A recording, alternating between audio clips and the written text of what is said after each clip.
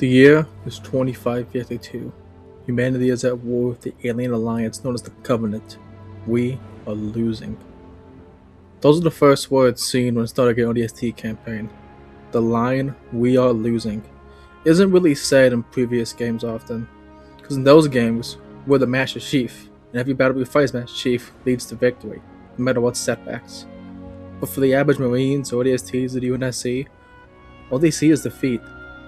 Hundreds of worlds burned and millions of comrades killed, all by the hands of a religious empire set on the total extermination of humanity.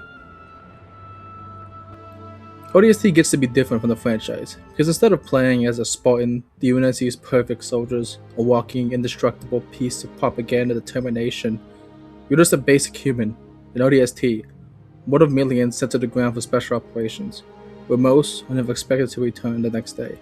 Strong, yes, but expendable and replaceable, unlike the Spartans.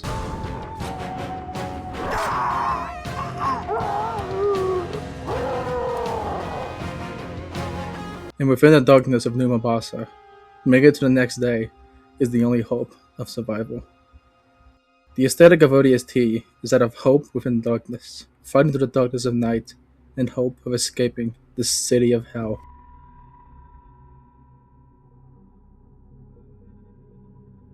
New Mombasa, the great megacity of Africa, home to millions, now only home to the Covenant. After the Prophet of Regret's carrier ship sliced space out of the city, it was left ruined. UNSC forces scattered across the metropolis, fighting through wrecked buildings and defending their home the best they can. But the defense of a few can only survive so long, as Covenant reinforcements arrive at the city every hour, digging and burning and desecrating this beautiful city. It is left abandoned, as the Covenant dig its holy site, covering the city in flames and turning it into glass well into nightfall. The ODST Unit Alpha 9 was a part of a larger operation to assault and eliminate the Prophet of Regret by boarding his carrier docked above Mombasa. But because of his sudden escape, and also only operative Veronica diverting out drop pods last second, we missed our mark, and Alpha 9 was scattered across the city. Here, we play as the Rookie, a blank slate, silent ODST, a self-insert for the player, and here we must operate in the abandoned ruins in search of our unit. What makes ODST different, both aesthetically and gameplay-wise, is its level design. Here, we wander this forsaken city in search of our comrades, walking through empty streets. The sound of car alarms fill the alleyways as the Superintendent CEI still gives automated voices to the road crossings, even though no one is listening. The only one still alive in the city is nightly patrols of Covenant forces, scouring the ruins in search of any survivors that remain, leaving bodies scattered in city corners as phantoms fly overhead with searchlights trying to find the remaining survivors in the city that they turned into a hell for humans.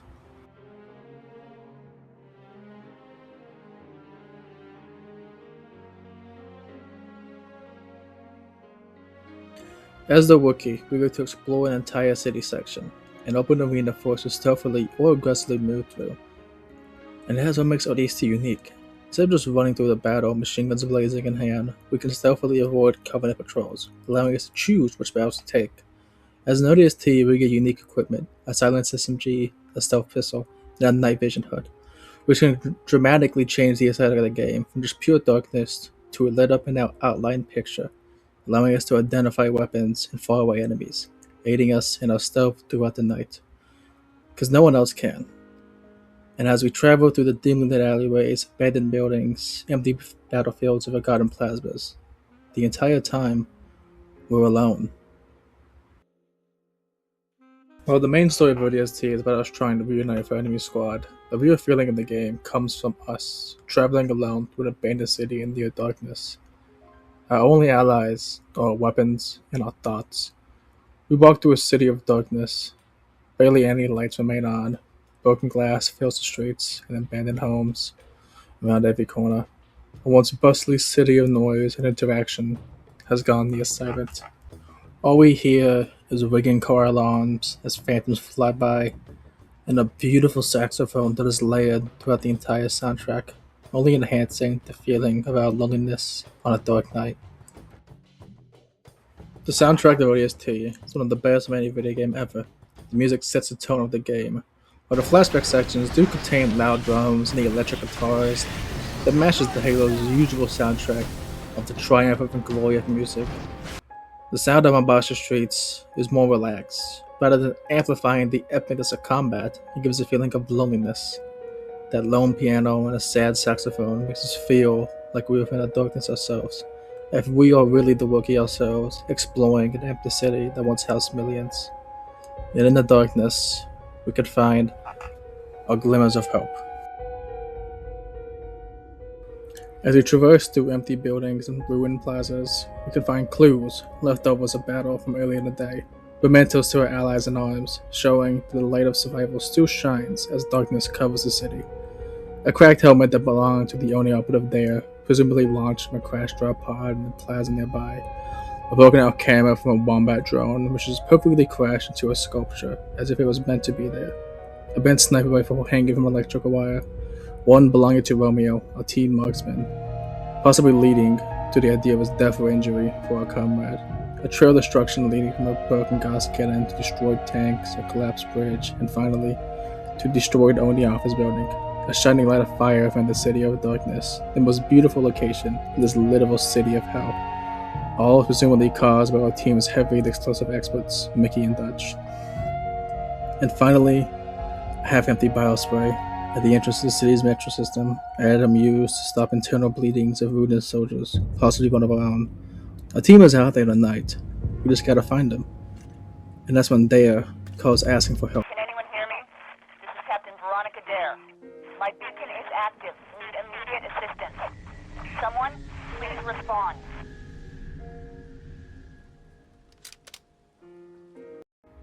Dare sends out a distress signal, calling for help, which we soon follow where it leads to the city's underbelly.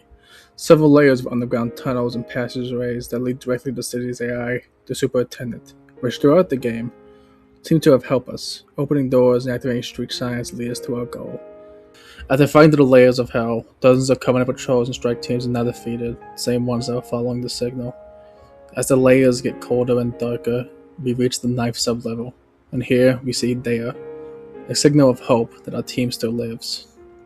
Here we find our true objective, the saving of a Covenant engineer who goes by Virgil, who has connected the city's AI and guided us through the hell that is Mombasa.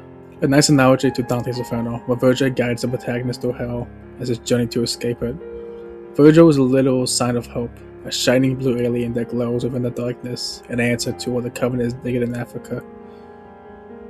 Virgil holds information that can lead to victory somewhere else in the war. His saving is our only hope.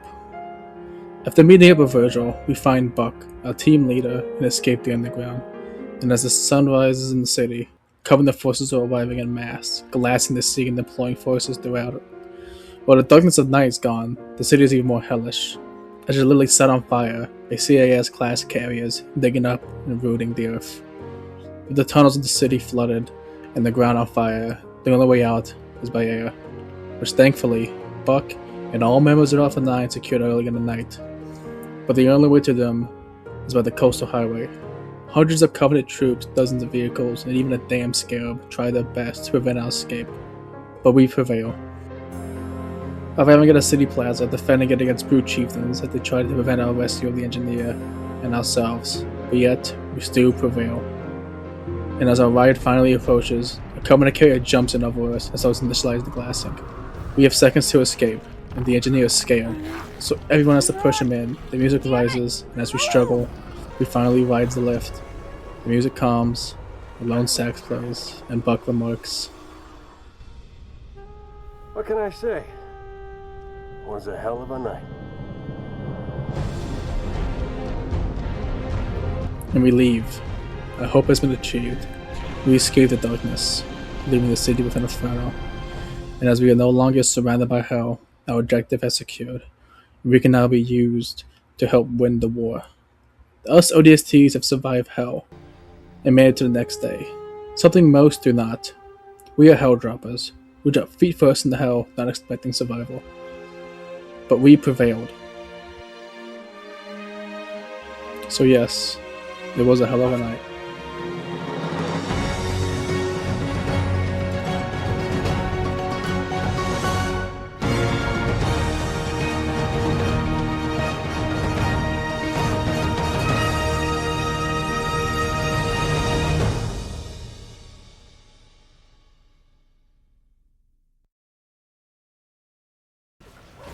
So yeah, thanks for watching this video. Sorry I've been taking so long to put out content. I've been busy as hell. Work, real life situations, all that crap. It's been extremely busy. But I do plan on doing weekly and bi-weekly videos from now on. At least I hope so. I don't know. Life happens. So but yeah, thanks for watching. Check out my other videos. I have some other cool stuff. And I plan to do more stuff on Halo and then eventually other games like Call of Duty Zombies, Bioshock, Wolfenstein, who knows. But yeah, thanks so much. Subscribe, like, check out more of stuff. Thank you. Have a good one. Take my advice, rookie. You ever fall for a woman? Make sure she's got balls. That's a little gay. Hold on.